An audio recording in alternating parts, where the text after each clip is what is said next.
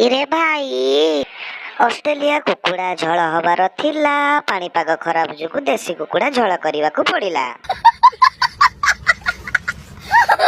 प्रथमे गैस को मारी मुंडिया प्रस्तुत करिवो मुसु चिकेन कुंडिया।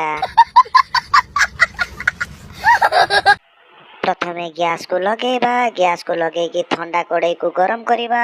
ठंडा कड़ाई गरम होला परे पुणी गरम रे ठंडा तेल पकेइबा। ठंडा तेल को पुणी गरम करिबा। अभी मजा आएगा ना भिड़ो। तापरे आलू को जाबड़ी धरी एक्सेल साइज रे काटी दियंतु। गरम हैला तेल आलू को सेथिरे पेल तापरे एपट सेपट कटरा कटरा करी काटी दिया। एबे आलू हे गला भजा खाइबारे मजा। ए बाळ नुण देते भूली गली।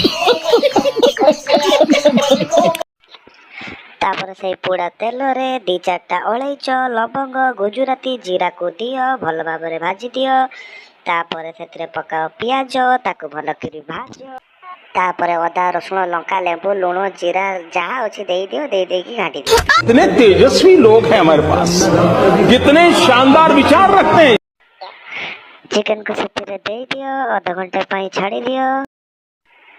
आधा घंटा पर आमर कुकुड़ा कषा पूरा रेडी। कुकुड़ाटी देखौथिला ढंग लेंबू भाई काटी के बदलाई देले ता रंग। पैसा ही पैसा होगा।